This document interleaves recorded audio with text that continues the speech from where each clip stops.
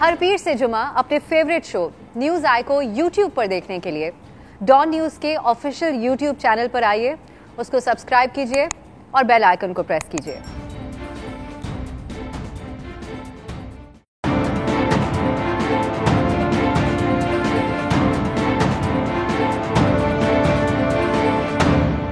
السلام علیکم، میں ہوں ابسا کومل۔ اس حکومت کو ایک اور احتجاج کا سامنا ہے ایک تنظیم کی طرف سے جو ایک دن پہلے حکومت کی طرف سے باقاعدہ طور پہ دہشت گرد اور فورن فنڈڈ قرار دی گئی۔ یہ 2017 میں نون لیگ کی حکومت کے خلاف پہلی بار یہ تنظیم منظر عام پر آئی۔ اس تنظیم نے حکومت کے خلاف، اس وقت کی حکومت کے خلاف خطرناک مذہبی بیانیاں اپنایا۔ اس وقت سڑکیں بلاک ہوئیں، دھرنا ہوا، اور پھر آپ سب کے سامنے ہے کیا ہوا۔ اس وقت کے نون لیگ کے وزیر قانون کو مستعفی ہونا پڑا، پھر نوٹ تقسیم ہوئے، معاہدہ ہو گیا۔ 2017 کے اس دھرنے کے دوران اپوزیشن میں موجود تحریک انصاف کے سربراہ عمران خان نے حمایت کی تھی اور اس سب صورتحال کی حمایت کی تھی، اور وزیر اعظم اس وقت کے نواز شریف صاحب اور وزیر داخلہ کے استعفے تک کا مطالبہ کیا تھا۔ حکمرانوں کے خلاف مذہبی بنیادوں پر چلائی گئی اس خطرناک کیمپین کا نتیجہ یہ نکلا کہ مئی 2018 میں اس وقت کے وزیر داخلہ احسن اقبال پر قاتلانہ حملہ بھی ہوا، اور پھر یہ تنظیم ایک سیاسی جماعت کے طور پر سامنے آئی۔ 2018 میں آپ نے دیکھا الیکشن میں ملک بھر سے بھرپور طریقے سے نہ صرف انہوں نے حصہ لیا بلکہ اچھے خاصے ووٹ بھی حاصل کیے۔ اس وقت حکومت ہے پی ٹی آئی کی، اور یہی تنظیم سراپا احتجاج ہے۔ 3 دفعہ ان کے ساتھ معاہدہ کیا جا چکا ہے۔ 4 دن پہلے وزیر داخلہ شیخ رشید نے کہا کہ ہم نے ان کو بین نہیں کیا، یہ الیکشن لڑ رہے ہیں ہر جگہ، ہم بہتری کی فضا کی طرف جانا چاہتے ہیں، لیکن پھر اچانک بہت کچھ بدلا اور صورتحال بھی بدلی، ان کا طریقہ کار بھی احتجاج کرنے والوں کا بدلا۔ کل فواد چودھری آئے اور انہوں نے کہا کہ کوئی مائی کا لال ریاست کی ریٹ کو چیلنج نہیں کر سکتا، یہ تنظیم فورن فنڈڈ ہے، بھارت کی طرف اشارہ کیا گیا، دہشت گرد قرار دیا گیا، اور یہ کہا کہ جس طرح باقی دہشت گرد تنظیموں کو ختم کیا اسی طرح ان کا بھی مقابلہ کریں گے۔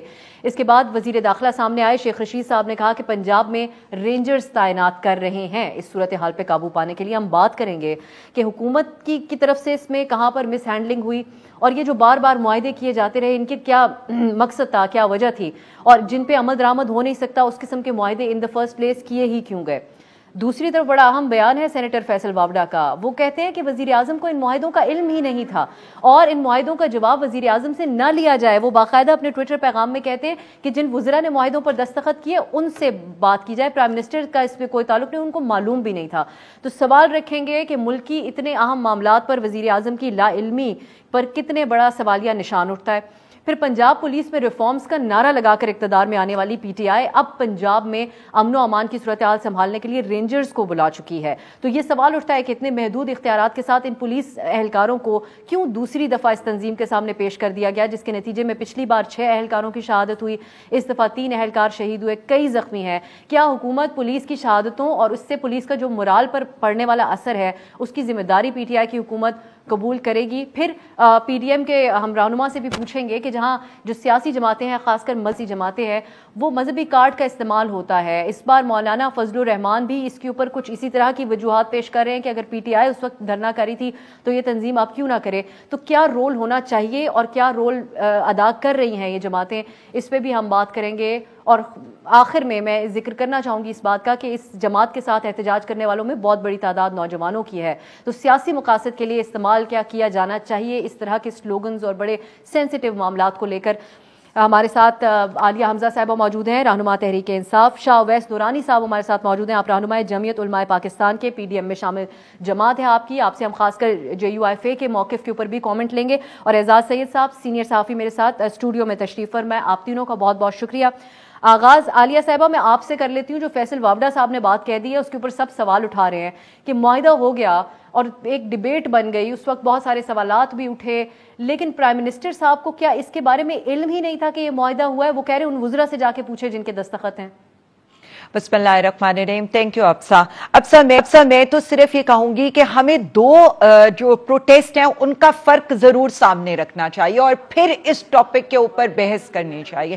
سب سے پہلے تو سورہ بقرہ کی آیت میں اس لیے عوام کو سنانے کے لیے اور بار بار کیونکہ جو حالات ہیں کسی طرح سے بھی اس پہ اسلام کا نام لینا, لبیک کا نام لینا, حضور صلی اللہ علیہ وسلم کا نام لینا, یہ کسی طرح سے بھی جائز نہیں ہے. ایز اے مسلمان ہم سب کلمہ گو ہیں, ہم سب عاشق رسول ہیں, ہم سب حضور صلی اللہ علیہ وسلم کی حرمت پر ہماری جانیں قربان ہیں. ہم سے زیادہ میں بیٹھی ہوں, آپ بیٹھی ہیں, میرے معزز جو پینل میں کولیگز بیٹھے ہیں وہ بیٹھے ہیں, یہاں ہمارے کیمرہ مین بیٹھے ہیں, ہر کوئی کلمہ گو ہے اور عشق رسول کا کوئی پیمانہ نہیں ہے. اس لیے پہلے تو اس ڈیبیٹ میں سے اس عنصر کو, مذہب کے عنصر کو نکال دینا چاہیے اور اس کے بعد لاجک پہ بات کرنی چاہیے. لاجک پہ بات وزیر اعظم صاحب والی بات کا جواب دیں. عالیہ صاحب پورا پروگرام اس پہ ہوگا, ہم آئیں گے اس ٹاپک کے اوپر بھی. پرائم منسٹر کو کیوں معلوم نہیں تھا کہ کیا ریٹن ایگریمنٹ ہوا ہے؟ دیکھیں میں صرف اتنی بات کر سکتی ہوں کہ میں پی ٹی آئی میں صرف اتنا بتا سکتی ہوں کہ پرائم منسٹر عمران خان ہر وقت لمحہ بلمحہ, کیونکہ ہمیں عوام کی سیکیورٹی, عوام کے جان و مال, عوام کے تحفظ کی فکر ہے, تو وہ ہر چیز کے اوپر اپڈیٹ ہوتے ہیں اور انہیں پتا ہوتا ہے. بات صرف اتنی ہے کہ سینیٹر صاحب غلط بیانی کر رہے ہیں. پھر دیکھیں جی, کوئی بھی غلط بیانی نہیں کر رہا. انہوں نے جو بیان دیا ہے وہ اپنے بیان کی کلیریفیکیشن مجھ سے بہتر طور پر دے سکتے ہیں. جو میں بتا رہی ہوں, میں یہ بتا رہی ہوں کہ اب کا معاملہ ہو, اب بھی آپ دیکھ لیں جو ہمارے انٹیریئر منسٹر ہیں انہوں نے ویٹ کیا پرائم منسٹر صاحب کے آنے کا سعودی عربیہ سے, تاکہ وہ ایک چیز کو فائنل کر سکیں. لاسٹ ٹائم بھی پرائم منسٹر عمران خان صاحب, چاہے ان کا پہلا سٹ آن ہو, چاہے ان کا دوسرا سٹ آن جو انہوں نے کیا ہے, پرائم منسٹر عمران خان صاحب ہر بات پہ اپڈیٹ تھے. اور لیکن ادروائز بات جب عالیہ صاحب جو بات آپ کریں گی یہاں پہ بیٹھ کے, ہم اس کو آپ کی پارٹی کا, حکومت کا موقف سمجھیں گے, تو اسی طرح سینیٹر واوڈا صاحب بھی جو بات کریں گے اس کو ہم موقف سمجھیں گے. واپس آتی ہوں اس بات پہ. نورانی صاحب میں اس میں ایک لاسٹ بات کہہ دوں. دیکھیں سینیٹر صاحب نے جو بات کی ہوگی اس کی کلیریفیکیشن, میں نے یہ نہیں کہا کہ کیا کہا ہے اور کیا نہیں کہا, میں کہا اس کی کلیریفیکیشن بہتر طور پر وہ دے سکتے ہیں.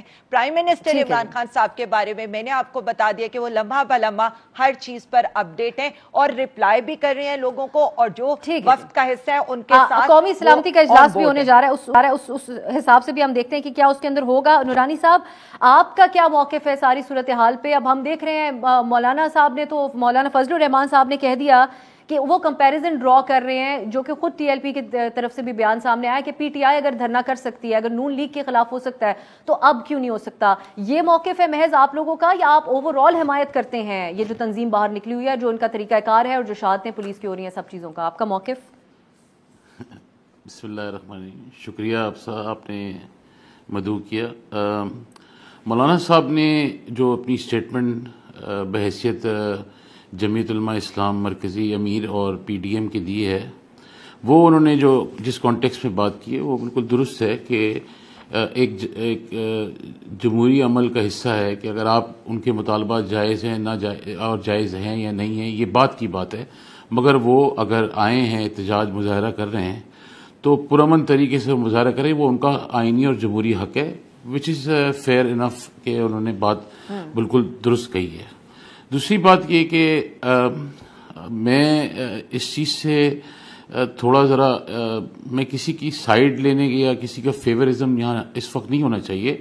مجھ سے قبل جو بہن فرمانی تھیں کہ ناموس رسالت کا ایشو, اور اس پہ یہ بالکل بات درست کہی ہے انہوں نے کہ یہاں پہ پاکستان کے اندر پچھلے 30-35 سال سے یہ کارڈ یوز ہوتا آ رہا ہے, 40 سال سے, اور افسوسناک عمل یہ ہے کہ اس کے اوپر کوئی ہوم ورک نہیں کیا گیا, اس کو روکنے کے لیے بھی کوئی کام نہیں کیا گیا. ایک زمانہ تھا کہ اس کو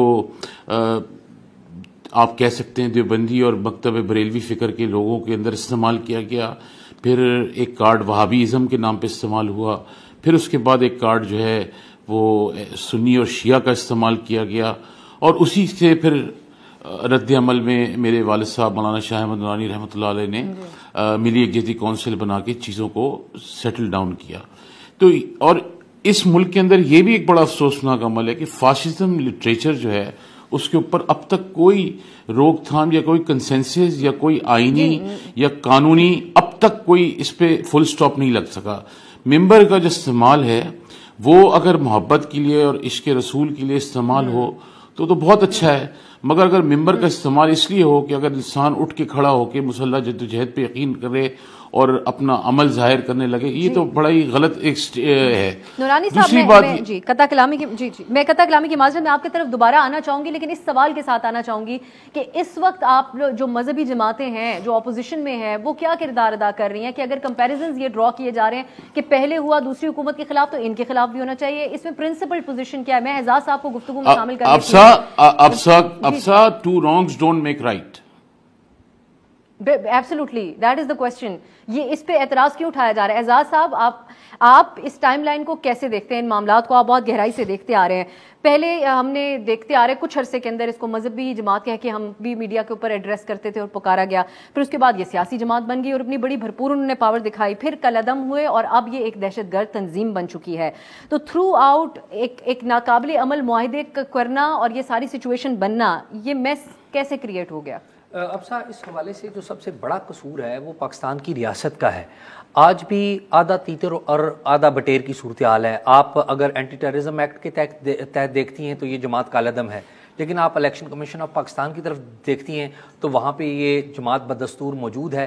اور جو وفاقی حکومت نے ایک پٹیشن فائل کرنی تھی سپریم کورٹ آف پاکستان میں تاکہ اس جماعت کو باقاعدہ طور پر جو الیکشن عمل ہے اسے بھی نکالا جائے تاکہ باقاعدہ اسے ایک کالعدم جماعت قرار دیا جائے, تو وہ نہیں کیا گیا. تو جو کنفیوژن پائی جاتی ہے وہ اس وقت ریاست کے ذہن میں پائی جاتی ہے. ریاست کے اندر جو سیاسی جماعتیں ہیں ہماری, وہ ریاست کے جو طے کردہ اصول ہیں ان کے اوپر رہتے ہوئے یہ کام کرتی ہیں. اب ہماری سیاسی جماعتوں کی اپنی سیاست ہے. جب پاکستان تحریک انصاف کو ایک سابق حکومت کو گرانا مقصود تھا تو اس وقت یہ ٹی ایل پی بالکل ٹھیک تھی. اب موجودہ حکومت کو خود یہ ایک چیلنج کے طور پر سامنا کرنا پڑ رہا ہے تو ٹی ایل پی اچھی نہیں ہے. موجودہ جو حکومت ہے اور وزیر اعظم عمران خان, انہوں نے ایک واضح اور دو ٹوک موقف ضرور اپنایا ہے کہ ٹی ایل پی کے جو مطالبات ہیں وہ قبول نہیں کیے جائیں گے اور کسی صورت میں بھی اس دہشت گرد تنظیم کو آگے بڑھنے نہیں دیا جائے گا اور ریاست کو بلیک میل نہیں کرنے دیا جائے گا. لیکن کیا اس وقت حکومت باقی تمام اداروں کو اس ایک نقطے کے اوپر لانے میں کامیاب ہو چکی ہے؟ یہ ایک وہ سوال ہے جس کا جواب اس صورت میں ابھی تک ہمارا منہ چڑھا رہا ہے کہ ابھی تک سپریم کورٹ میں پٹیشن دائر نہیں ہوئی. بہت اہم پوائنٹ ہے. ایک بریک کی طرف جائیں گے, واپس آ کے میں یہ بھی کوشش کروں گی کہ ابھی تک جو مذاکرات کی باتیں ہو رہی ہیں کہ کیے جا رہے ہیں مذاکرات, کوششیں کی جا رہی ہیں, تو جب دہشت گرد قرار دے دیا تو کیا اسٹریٹجی حکومت کی ہے اور کیا ہونی چاہیے؟ بات کرتے ہیں ایک بریک کے بعد.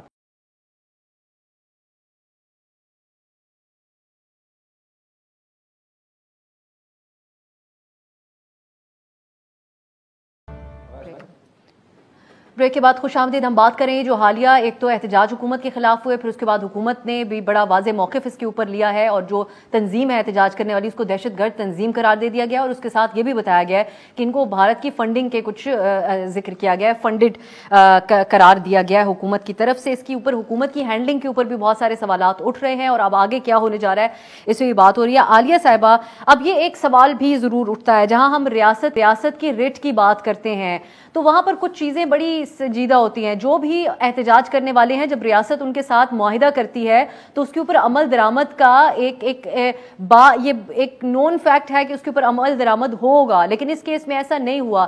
اس طرح کے معاہدے کیوں کیے گئے آپ کی حکومت کے ساتھ؟ یہ سوال ہمیشہ آپ لوگوں کے اوپر اٹھتا جائے گا کہ جس کے اوپر جو عمل نہیں ہو سکتا تھا. افسا, میں صرف ایک بات بتا دوں, جب ہم معاہدے کی بات کرتے ہیں, ون لائنر میں آپ کو جواب دے دوں. معاہدے کے اندر لکھا تھا کہ ہم فرانس ایمبیسیڈر کا مسئلہ لے کر جائیں گے نیشنل اسمبلی میں تھرو ریزولوشن. ہم وہاں پر لے گئے. It was never said in the resolution کہ ہم نے وہاں پر اس پر ووٹنگ بھی کرانی ہے. تو سو جو یہ ایک پرسیپشن ہے اس کو تو آپ نکال دیں. دوسرا پرسیپشن کہ وزیر اعظم عمران خان صاحب کا تب موقف کیا تھا اور اب موقف کیوں ڈفرینٹ ہے. موقف تب دیکھیں فرق کی بات ہوتی ہے. صرف ایک جملہ اب پارلیمنٹ میں لے کے آنا بھی عالیہ صاحبہ, یہ اس کو سینسیٹیولی آپ لوگوں نے ہینڈل کیا. ہم سب اس کو انڈرسٹینڈ کرتے ہیں اور اسی مطابقت سے آپ سے سوال بھی پوچھتے ہیں, لیکن ان دا فرسٹ پلیس یہ فرانس کے سفیر کو ملک سے نکالا کیسے جا سکتا ہے اس ساری سچویشن کے اندر؟ میں یہ بڑا سوچ سمجھ کے سوال آپ سے کر رہی ہوں. اس پہ اگری ہی کیسے کیا کہ آپ اس کے اوپر بحث کرائیں گے جب یہ ممکن ہی نہیں ہے, اور ویسے بھی سفیر تو ہے نہیں پاکستان میں. اب صاحب ویری انٹرسٹنگ کہ ہم یہ بات کیسے کہتے ہیں کہ ہم اس پر بحث کرائیں گے یا ہم ووٹنگ کرائیں گے, جبکہ بات صرف اتنی تھی کہ ہم ایک ریزولوشن لے کر آئیں گے نیشنل اسمبلی کے اندر. ہم نے نیشنل اسمبلی کا سیشن کال کیا, ریزولوشن لے آئے, دیٹس دا آل.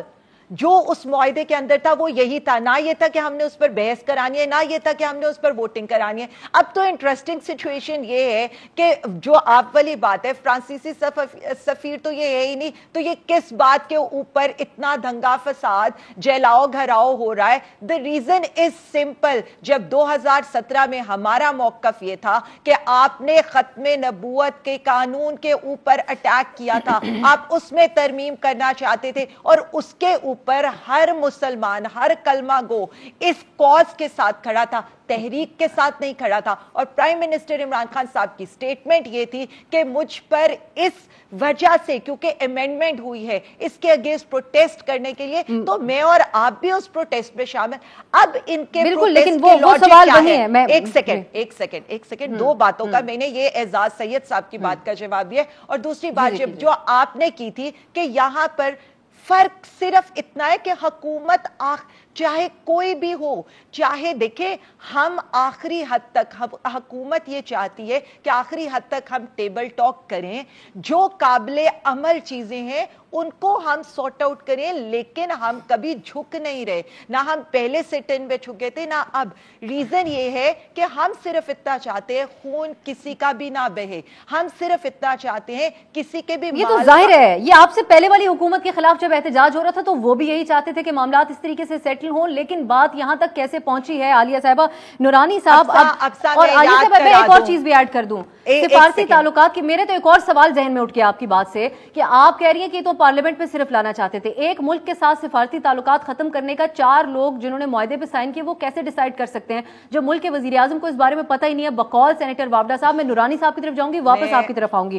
نورانی صاحب, یہ بات ہو رہی ہے فرانسیسی سفیر کو نکالنے کا جو ان کا وہ تھا مطالبہ, اس کے اوپر ان دا فرسٹ پلیس حکومت کس طریقے سے بات کر بھی سکتی ہے؟ سفارتی تعلقات, پوری مسلمان دنیا نے جو کام ہوا اس کے اوپر احتجاج کیا تھا, لیکن پاکستان جیسے ڈیولپنگ ایک ملک جو ہے وہ کیسے ممکن ہے کہ اس بات کو پہ عمل درآمد ہو جائے؟ یہ مطالبات درست بھی ہیں ان کے جو انہوں نے سامنے رکھے, اور اتنے پرتشدد ہو گیا معاملہ کہ پولیس شہادتیں ہو گئیں؟ دیکھیں افسا, ایڈمنسٹریٹو بحران اس وقت بہت زیادہ ملک کے اندر ہے, اور آئینی بحران بھی ہے, اور یہ ساری چیزیں اب بھی میں سمجھتا ہوں کمیونیکیشن کی وجہ سے ہو رہی ہیں. مس کمیونیکیشن ہے ادھر. یہاں پہ میں سمجھتا ہوں کہ حکومت کو 1 سٹیپ بیہائنڈ ہونا چاہیے, اور ٹی ایل پی کے جو وہاں پہ مظاہرین ہیں اور ان کی جو لیڈرشپ جو بھی وہاں ہے موجود ہے, ان کو بھی 1 سٹیپ بیک فٹ پہ آ کے اور اس کو افہام و تفہیم کے ساتھ حل کرنا چاہیے. کیونکہ at the end of the day جو بیچارے انوسنٹ لوگ اس میں انجرڈ ہوتے ہیں یا شہادتیں ان کو ہوتی ہیں, نقصان تو انہی کے گھر میں جو باڈیز جاتی ہیں انہی کو اندازہ ہوتا ہے. فواد چودھری صاحب نے جو یہ بات کی کہ اسٹیٹ کی رٹ کو چیلنج کرنے کی, دیکھیں یہ بات بالکل صحیح ہے کہ once you are in a domain where اگر کوئی لوگ کھڑے ہو جائیں اور ریاست کو چیلنج کریں تو میرا خیال سے اٹس ناٹ ٹالریبل. یہ مشکل ہوتا ہے بہت, اور یہ 47 سے لے کے جتنی بھی اس ملک میں بعد میں تحریکیں چلی ہیں اس ملک کے اندر, اسٹیٹ کو جب آپ چیلنج کریں گے تو پھر فوج کا, اسٹیبلشمنٹ کا, پیرامیٹر فورسز کا فائدہ کیا ہے؟ پھر آپ جو اربوں کھربوں روپے کا جو بجٹ انویسٹ کرتے ہیں اپنی پیرامیٹر فورسز میں, دیر از نو یوز. مگر operation is not a solution. یہاں پہ اس وقت یہ مسئلہ نہیں ہے کہ کون غلط ہے اور کون صحیح ہے. اس وقت سب سے امپورٹنٹ ایشو یہ ہے کہ ٹی ایل پی غلط نہیں ہے یا گورنمنٹ غلط ہے یا کوئی اور غلط ہے. اس وقت ایشو یہ ہے اس چیز کو سیٹل ڈاؤن کس طرح کرنا ہے. میں نے 2013 کے اندر جب ڈی چوک کا جو ایشو تھا میں نے سیٹل ڈاؤن کیا تھا, سنگل ہینڈڈ کیا تھا. اس وقت بھی ڈی چوک پورا بند تھا, اور سعد رفیق صاحب اس وقت ریلوے کے منسٹر تھے, اسحاق ڈار صاحب میرے ساتھ بیٹھے, سعد رفیق صاحب نے پورا میٹر پرسو کیا. I went to prime minister Nawaz Sharif and everything was handled when the Mumtaz Qadri was hanged up. تو میں دوبارہ یہ کہتا ہوں کہ دیکھیں پاکستان تحریک انصاف نے بھی 126 دن دھرنا کیا, پارلیمنٹ ہاؤس پہ بھی اٹیک ہوا, کفن بھی لہرائے گئے, قبریں بھی کھودی گئیں, میڈیا ہاؤسز کے اوپر اٹیک کیے گئے, پتہ نہیں کیا کچھ نہیں ہوا وہاں پہ. مگر میں اب بھی یہ کہتا ہوں کہ دیکھیں don't make a fool out of anybody, مطلب don't make a fool of anybody else except yourself, then that is wrong. Lal Masjid بھی آپریشن ہوا, کیا فائدہ رزلٹ؟ کچھ بھی نہیں نکلا, رزلٹ نہیں آتا ہے. دیکھیں میں اب بھی یہ کہتا ہوں کہ میں آپ کو پتہ ہے تو بنیادی طور پہ آپ ان کی حمایت نہیں کر رہے نورانی صاحب, آپ صرف یہ کہہ رہے ہیں کہ اسٹیٹ کو حالات ٹھیک کرنے چاہیے, یہی آپ کا بنیادی, آپ ان کی اس لیے کیونکہ اور کوئی چوائس نہیں ہے نا. دیکھیں عمران خان صاحب خود ختم نبوت کی کانفرنس اٹینڈ کرتے تھے, تمام کانفرنس سے جتنی بھی آپ نوٹ کریں 2018 کے درمیان الیکشنز کے پہلے جتنی بھی ختم نبوت کانفرنس ہوئی ہیں, عمران خان صاحب کی تقریر ہے, ایک جگہ ان کی 8 منٹ کی تقریر ہے, ایک جگہ ان کی 13-14 منٹ کی تقریر ہے. وہ تقریریں سب اٹھا کے دیکھ لیں آپ, سب عقیدہ ختم نبوت اور ناموس رسالت کے اوپر تقریریں, اور ان کے بڑے ہارڈ اور ہارش قسم کے سٹیٹمنٹس ہیں ختم نبوت اور عقیدہ ختم نبوت اور ناموس رسالت کے اوپر. تو یہاں پہ مسئلہ یہ نہیں ہے کہ میں پی ٹی آئی والوں کو کہوں, دیکھیں نا Zahid Hamid was the poor guy who had to resign. نورانی صاحب مجھے ایک بریک کی طرف جانا ہے, اس میں کوئی شک نہیں, اگر پرائم منسٹر صاحب اس ٹائم یہ تقریریں کر رہے تھے اور یہ سب بات بھی بالکل اسی طریقے سے اس کے اوپر یقین رکھتے ہوں گے, لیکن اب وہ وزیر اعظم ہے, یہاں ریاست کی ریٹ چیلنج ہو رہی ہے. ایک بریک کی طرف جاتے ہیں, واپس آ کر آپ لوگوں سے ہی اس بارے میں بات کریں گے کہ اب اس ساری صورتحال میں تمام سیاسی جماعتوں کا کیا رول ہونا چاہیے, اور اعزاز صاحب سے ہم پوچھیں گے کہ ان کو آگے معاملات کس طرف جاتے ہوئے نظر آ رہے ہیں. ایک بریک کے بعد کے بعد خوش آمدید. ہم بات کریں ملک میں ہونے والے جو پروٹیسٹ تھے اور اس کے بعد جو صورتحال بن رہی ہے اس وقت حکومت کے لیے, ایک تنظیم جس کو حکومت دہشت گرد قرار دے چکی ہے, تو اب آگے کیا ہو سکتا ہے. اعزاز سید صاحب ہمارے ساتھ موجود ہیں. اعزاز, ایک تو یہ جو پنجاب پولیس ہے اس کے اوپر میں چاہوں گی آپ اس پہ بات کریں کہ ان کے اوپر کیا بیتی اس سارے دونوں راؤنڈز, یہ جو پروٹیسٹ کیے ہوئے پہلے بھی شہادتیں ہوئی تھیں اور اس وقت بھی مرال کے حوالے سے ان کی بہت زیادہ بات ہوتی ہے. لوگ آف دی ریکارڈ کچھ پولیس اہلکاروں کو کوٹ بھی کر کے بات کرتے ہیں, محدود اختیارات کے ساتھ ان کو اس میں پیش کر دیا گیا. اب رینجرز کے حوالے سے کیا ان کا کیا رول ہوگا, کیا اہمیت ہے اس کی, کیا مکمل طور پہ وہ دیکھ رہے ہوں گے, کیا طریقہ کار ہوگا آپ کی نظر میں؟ اب سر یہ وہ والا جھگڑا ہے جو تقریباً 5 دفعہ ہو چکا ہے ماضی میں بھی, اور ہر دفعہ اس تنازع میں ایک ادارہ ہارتا ہے اور وہ پنجاب پولیس ہے. ان کے لوگ شہید ہوتے ہیں, ان کے جوان شہید ہوتے ہیں, ان کے جوان زخمی ہوتے ہیں, اور ہماری ریاست جا کے اسی کالعدم جماعت کے ساتھ آ کے معاہدہ کر لیتی ہے, اور ان شہیدوں کو کوئی جا کے پوچھتا بھی نہیں, ان کے جو زخمی ہیں ان کی کوئی جا کے پرسان حال بھی نہیں لیتا. ایک بات تو یہ. دوسری بات یہ ہے کہ رینجرز طلب کی گئی پنجاب حکومت کی طرف سے, جو ریکوزیشن کی گئی اور مرکز نے انہیں رینجرز دے دی. پہلے تو یہ رینجرز نے کہا کہ ہمارے پاس تو بندے بڑے کم ہیں, تو 2500 کے قریب اب بندے انہوں نے ارینج کیے. پھر جو رولز آف انگیجمنٹ انہوں نے طے کیے, رولز آف انگیجمنٹ میں جو پہلا رول انہوں نے لکھا, انہوں نے کہا کہ جی جو تمام پنجاب کی پولیس ہوگی وہ رینجرز کی کمانڈ کے نیچے کام کرے گی. اب یہ دیکھیے کہ پولیس سروس کا کتنا بڑا مذاق بنایا گیا ہے کہ رینجرز جو کہ بنیادی طور پہ ایک بارڈر سیکیورٹی فورس تھی, آپ نے اس کو لا اینڈ آرڈر کے لیے لگایا, جو ان کا تجربہ نہیں ہے, آج تک ان کا تجربہ نہیں ہے, پنجاب کے حوالے سے بھی بات کروں ادروائز بھی, اور ان کو آپ لا اینڈ آرڈر کے اندر لے کے آ گئے ہیں, اور لا اینڈ آرڈر کا تجربہ نہ ہونے کے باوجود آپ نے ان کو پوری پنجاب پولیس کی کمانڈ دے دی ہے. اور رولز آف انگیجمنٹ میں آپ نے لکھ دیا کہ مقامی کمانڈ ہوم ڈپارٹمنٹ کے ذریعے یہ طے کرے گی مل کے کہ کہاں پر کتنی فورس آپ نے لگانی ہے, کتنا ری ایکشن کرنا ہے یا نہیں کرنا. تو یہ ایک بہت بڑا سوال پیدا ہوتا ہے پنجاب حکومت کے اوپر بھی اور مرکزی حکومت کے اوپر بھی. ہم عالیہ صاحبہ کی طرف لے جاتے ہیں. عالیہ صاحبہ, آپ لوگوں نے پولیس ریفارمز کے اوپر تو ووٹ حاصل کیے تھے, آپ نے کہا پنجاب پولیس کو ہم ایسا مثالی بنا دیں گے کہ دنیا دیکھے گی, لیکن یہ کیا مذاق بنا دیا پنجاب پولیس کے ساتھ, جہاں شہادتیں بھی ہو رہی ہیں اور وہ جن کی شہادتیں ہو رہی ہیں ان کو بعد میں کوئی پوچھتا بھی نہیں ہے جا کے. یہ تو ایک المیہ ہے ساری صورتحال میں. کیوں یہ فیصلہ کرنا پڑا آپ کی حکومت کو؟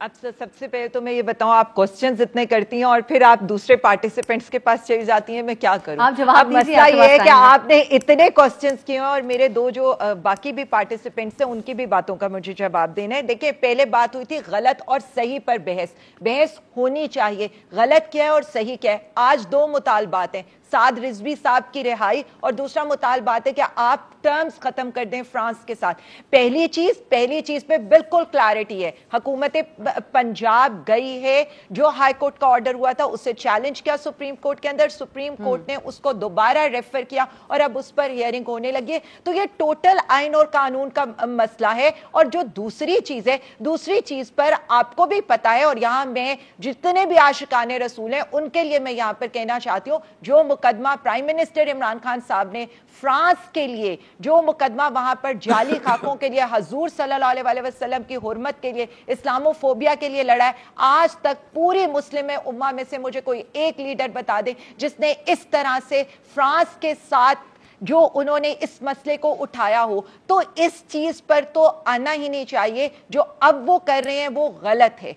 अब आ जाए दूसरी बात, आ जाए क्यों रेंजर्स का लॉ एंड ऑर्डर का तजर्बा नहीं है? क्या कराची के अंदर जब लॉ एंड ऑर्डर मेंटेन करना होता है तो रेंजर्स अभी भी वहां पर काम करिए और पिछले कई सालों से काम करिए। बलूचिस्तान में हो जाए या आज पंजाब में हो जाए, बात सिर्फ इतनी, सिर्फ एक सेकंड, पंजाब रेंजर्स में बड़ा फर्क है मोहतरमा, उनकी कमांड डिफरेंट है, उनका दायरा कार डिफरेंट है। सिंध रेंजर्स 1989 से वहां पर है, मैं वो 89 से वहां पे लॉ एंड ऑर्डर की ड्यूटी कर रही है। तो 80 वो जब से भी कर रही है। फर्स्ट टाइम तो कहीं पर, जी मैं यही आपको बताना चाहती हूँ, फर्स्ट टाइम तो कोई कहीं पर आता है ना। इट्स नॉट अबाउट के हम पुलिस वाले जिस तरह से उन्होंने लास्ट सिट इन को हैंडल किया था, बहुत ज्यादा उनको अप्रिशिएट किया गया था, उनको इनामात दिए गए थे। ये पूरी एक तकरीब हुई थी, इसके ऊपर मैं याद कराना चाहती हूँ। और दूसरी चीज जो आज मैं याद कराना चाहती हूँ, दो इदारे मिलकर एक मुकाबला करें जब अवाम को लॉ एंड ऑर्डर की सिचुएशन है,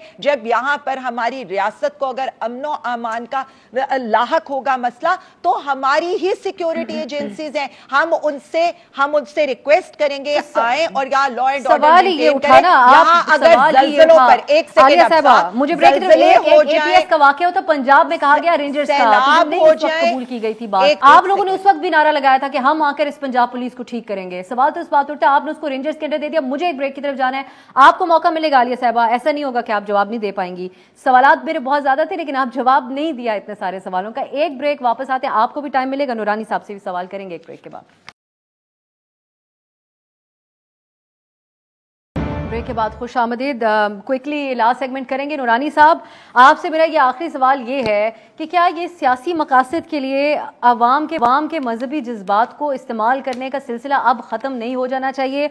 और आपकी जमात हो, पीडीएम के अंदर मौलाना फजलुर रहमान साहब हो, हमने देखा कि मजहबी कार्ड का इस्तेमाल हुआ एक मौके के ऊपर, तो क्या आप समझते हैं कि इंतखाबी कैंपेन्स में जिस तरीके से इस किस्म के नारे लगाए जाते हैं, बजाय इसके कि अवामी मसाइल के ऊपर उनसे बात की जाए, कि सियासी मजहबी जमातों की तरफ से इस सिलसिला अब ख़त्म होना चाहिए, इस सारे सिलसिले से लेसन लर्न करके? मुझे आप ये बताएं, शेख रशीद साहब के स्टेटमेंट्स तोड़ दो, मार दो, आग लगा दो, वो सही हैं? अभी फैसल वाडा साहब ने कहा कि प्राइम मिनिस्टर को कुछ नहीं मालूम था। ये कैसे मुमकिन है कि इतना बड़ा डॉक्यूमेंट तैयार हुआ, माहिदा हुआ दोनों लोगों के अंदर, गवर्नमेंट में और एक जमात के अंदर, और प्राइम मिनिस्टर को नहीं मालूम? ये नामुमकिन है। और कराची में रेंजर्स तो 20 साल से ज़ायद वहाँ पे मौजूद है। मसला ये नहीं है, जो अभी शहादतों की बात हुई कि पुलिस की शहादत है, और वो जो आम आदमी शहीद हो रहे हैं वो जिसी की भी सियासी जमात के हों, मैं कहता हूँ उनका भी कोई वाली वारिस होना चाहिए या नहीं होना चाहिए? उनको भी कंपनसेशन होनी चाहिए या नहीं होनी चाहिए? क्योंकि वो भी तो लाशें घर पे ही जाएंगी, वहां पे भी तो क़यामत सुग़रा का आलम होगा।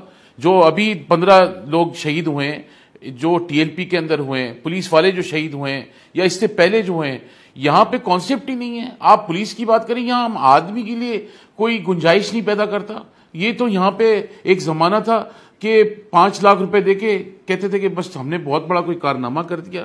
यहाँ इंसानों की कोई कीमत नहीं है। मजहबी कार्ड की बात ना करें, और बहुत सारे कार्ड इस मुल्क में इस्तेमाल हुए हैं जिसका मैं जिक्र नहीं करना चाहता हूँ। लेकिन ये सिलसिला खत्म नहीं नूरानी साहब होना चाहिए कि अगर वोट आप देंगे तो हम हैं जो ज्यादा सच्चे मुसलमान हैं, जो दूसरा हमारे अपोजिंग सियासतदान है वो अच्छा मुसलमान नहीं है। सिंपली ये सिलसिला खत्म नहीं होना चाहिए। नहीं, अभी एजाज सईद ने आपको कहा ना कि एजाज सईद ये कह रहे हैं, खुद अपने मुंह से बताया उन्होंने कोर्ट में कि कलअदम है या नहीं है।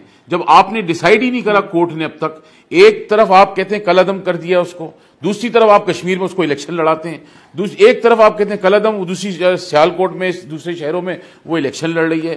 तो एक तरफ पहले आप उसको रूम तो दें उस लोगों को। मुनाई साहब, अब हुकूमत ने उनको दहशतगर्द करार दे दिया है, तो हम देखेंगे कि अब आगे क्या मौक़िफ़ होगा आप लोगों के जमातों का। आलिया साहबा, your last comment on this. आप लोगों को इस पे तो खुशकिस्मती महसूस हो रही होगी कि आपकी अपोजिशन इसको उस तरीके से इस्तेमाल नहीं कर रही जिस तरह आप लोग कर रहे थे। आप अपोजिशन को साथ बिठाएंगे इस मामले पे बात करने के लिए?